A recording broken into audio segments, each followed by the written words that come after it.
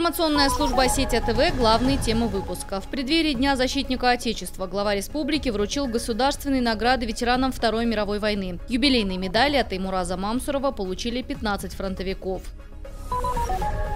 В региональном отделении молодой гвардии грядут перемены. Сегодня избрали нового руководителя. С большим преимуществом победу одержал Батрас Гудиев. Новым составом молодые политики собираются реализовать еще больше крупных проектов.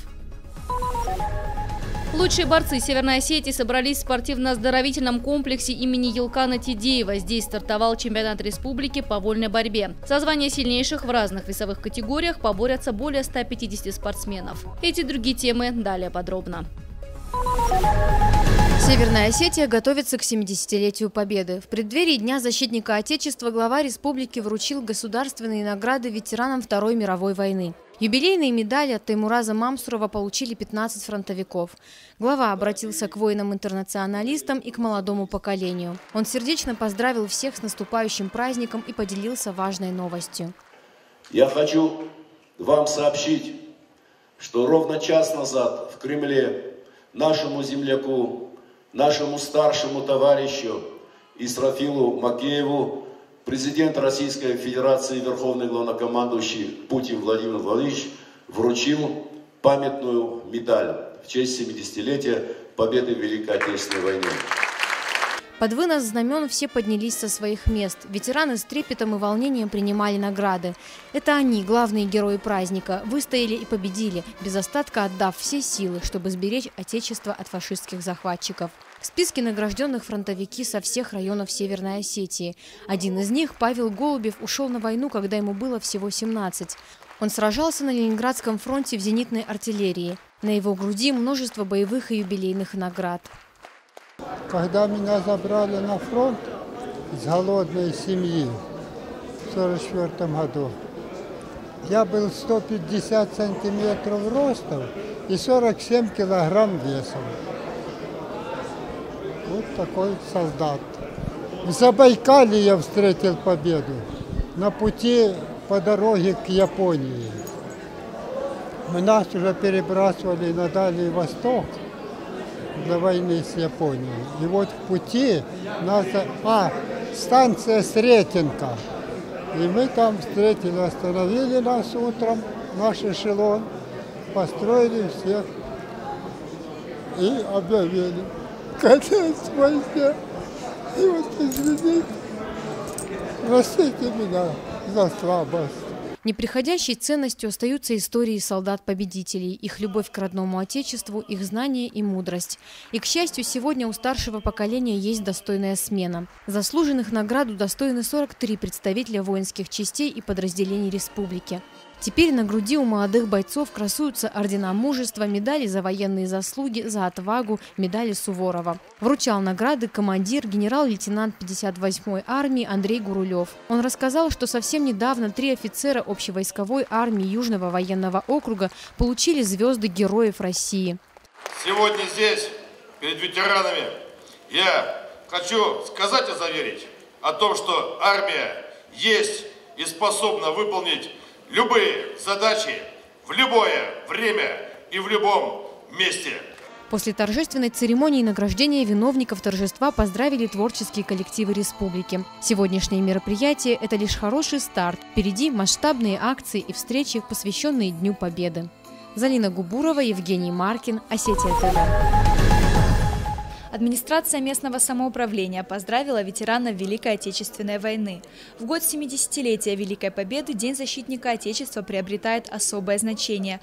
В связи с этой датой 45 ветеранов в торжественной обстановке получили юбилейные медали. Со словами благодарности и поздравлений обратился к защитникам Отечества глава администрации Сергей Дзантиев. Он рассказал, что в ближайшее время более 5000 медалей найдут своих героев. Помимо этого будут открыты мемориальные доски в разных районах республики. Череда праздничных мероприятий продолжится, заверил Сергей Дзантиев. Естественно, параллельно мы хотели, чтобы для них был праздник, настоящий праздник, концертная программа. Они заслуживают этого. Сегодня мы открыли мемориальную доску, посвященную герою Советскому Союзу Сергею Владимировичу Бицаеву, легендарному летчику, который в 23 года стал героем Советского Союза. На груди у ветеранов засияли новые юбилейные медали. Среди награжденных ветеран – обладатель ордена Отечественной войны второй степени Юрий Щербак. Он воевал в секретных войсках и был направлен в Японию под руководством легендарного военачальника Исы Плиева, дошел до Порт-Артура. Юрий Щербак с горечью вспоминает о тех страшных днях и мечтает, чтобы война больше никогда не повторилась. Ветераны войны обращаются ко всем жителям республики. В эти тяжелые дни сплотиться, отбросить все интриги и работать так, как наши младшие работали в тылу в годы Отечественной войны. Дай Бог, чтобы наши младшие никогда не видели то, что мы прошли, чтобы мир в Осетии, во всей России всегда процветал. Спасибо за внимание. В этот же день наградили несовершеннолетних узников войны, тружеников тыла. Подарки в честь 60-летия совместной жизни получили две супружеские пары – Тотровы и Тегун. Но на этом поздравления не закончились. По поручению главы республики заместитель председателя правительства Северной Осетии Рустем Келехсаев вручил ветеранам медали во славу Осетии. После официальной части всех собравшихся ожидал сюрприз – концертная программа. В ней приняли участие воспитанники детского сада, певцы местной эстрады и танцевальные коллективы Северной Осетии. Ангелина Васильева, Залина Губурова, Евгений Маркин, Осетия ТВ.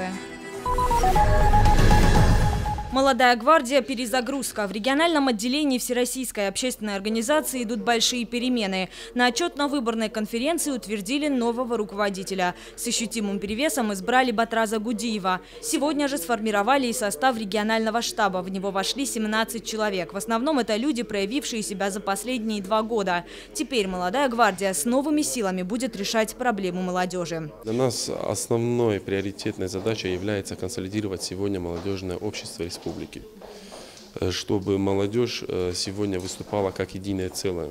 И в некоторых острых моментах, чтобы они между собой не ссорились, не шли с войной. Главное – объединить сегодня северо-осетинскую молодежь.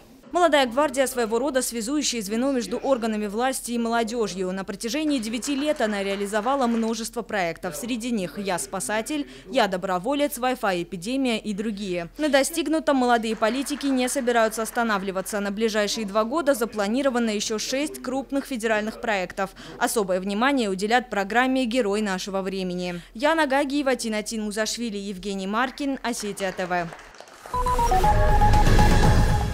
Городской конкурс «Наши надежды» в 16-й раз открыл свои двери для одаренных детей. Несмотря на юный возраст, для этих ребят музыка не просто увлечение, а образ жизни. В концертном зале Владикавказской детской музыкальной школы имени Чайковского 4 дня будут звучать лучшие произведения мировой классики в исполнении молодых музыкантов. В конкурсной программе примут участие 160 детей. Это не только ученики первой музыкальной школы, но и таланты со всей республики.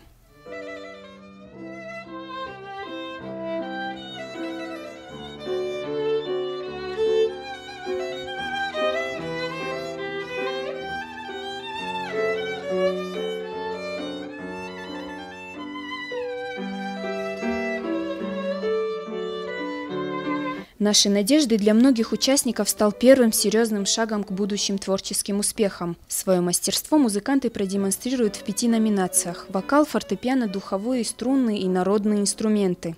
Самое главное в жизни любого общества – это проблема и отношение к детям.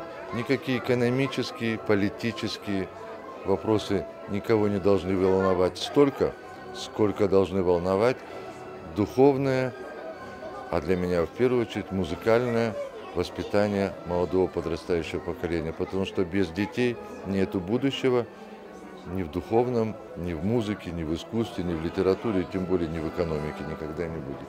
Конкурс «Наши надежды» в этом году приурочен к юбилею детской музыкальной школы. 80 лет из стен учебного заведения на большую сцену выходят выдающиеся музыканты. Среди выпускников школы Валерий Гергиев и Туган Сохиев. Тинатин Музашвили, Залина Губурова, Олег Рамонов, Осетия ТВ. Чемпионат по вольной борьбе стартовал в Северной Осетии. Лучшие спортсмены собрались на ковре спортивно-оздоровительного комплекса имени Елкана Тидеева. В первый соревновательный день на ковер вышли борцы весовых категорий 57, 65, 74 и 97 килограммов. Завтра же разыграются медали в 4 весах – 61, 70, 86 и 125 килограммов. Спортсмены, занявшие первые и третьи места, представят республику на предстоящем чемпионате Северокавказского федерального округа. Тренерский штаб уверен, что родные стены обязывают атлетов на результативные и зрелищные схватки. Жители Северной Осетии в очередной раз станут свидетелями красивого праздника вольной борьбы. Молодые ребята дают о себе знать, они наступают на более опытных, вот что, конечно, не может не радовать. Да. И сейчас, значит, мы проведем после этого чемпионата республики определенную подготовку с призерами. Вот, и в количестве где-то 35 человек вот мы отправим их на зональные соревнования.